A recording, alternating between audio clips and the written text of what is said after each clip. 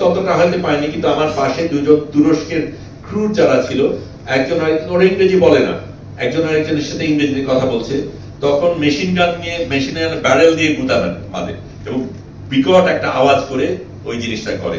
তো ওই ধরনের জিনিসগুলি হচ্ছে। তারপরে যেটা করা হয়েছিল, আমি অল্প কিছু অংশ বলি, যে আমরা যখন জাহাজ থেকে নামি তখন আমাদের প্রত্যেককে তিনজন একেবারে উপর করে হাত অনেক পেছনে নিয়ে মাথা নামিয়ে নিয়ে যায়। আমাদের কারো কারো ক্ষেত্রে ওই প্লাস্টিকের ইগুলি যে হয় না, যে হাত জিপলকের মতন একটা জিনিস থাকে যেটা দিয়ে হাত বাঁধে, ওই জিনিসগুলি করা হয়। তারপরে আমার পাশে ইয়াসিন নামে একজন ইয়াসিন না আলী নামে একজন ভদ্রলোক ছিল, টুনিসিয়ান। তার ফিলিস্তিনি শার্ট পরা ছিল, তাকে শার্ট খুলতে বলা হয়, উনি রাজি হননি, বলে না আমি এটা খুলবো না।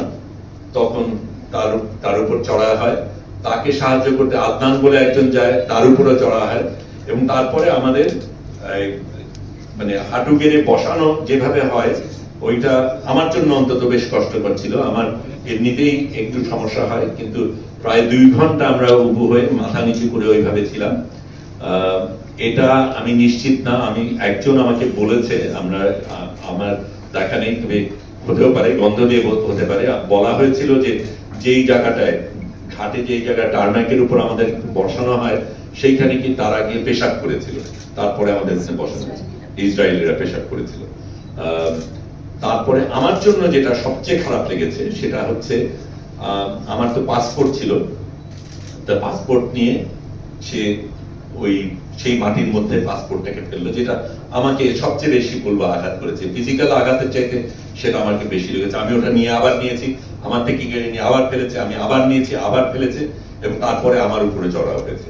কাজে এই ধরনের কিছু কিছু জিনিস হয়েছে যেটা নিয়ে আমরা চিন্তিত ছিলাম। আমি এই আলীর কথা যদি বলি, আলীর তখন গেঞ্জি ছেঁড়া, ওই সময় আমার অন্তত মুখে চোখে পট্টি দেওয়া ছিল না এবং হ্যান্ডকাফও করা ছিল না। আলীর কিন্তু তাই ছিল, আদনানেরও তাই ছিল, এবং তারা তো কষ্ট পাচ্ছিল বলাই ছিল। তারপরে আমার পাশে যেহেতু ছিল, তাকে বলছিল সে ইউ লাভ ইসরায়েল, সে বলে না আই লাভ প্যালেস্টাইন।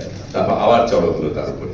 পরবর্তীকালে যে লিয়াকত, যিনি বাংলাদেশি, সিলেটি বাংলাদেশি, যিনি আমার সাথে যোগাযোগ করেছিলেন, পরে জেলে তার সাথে আমার দেখা হয়, তখন উনি বলেন ওনাকে তারা বলেছিল তুমি হামাসের এজেন্ট, ভিতরে নিয়ে তোমাকে গুলি করা হবে।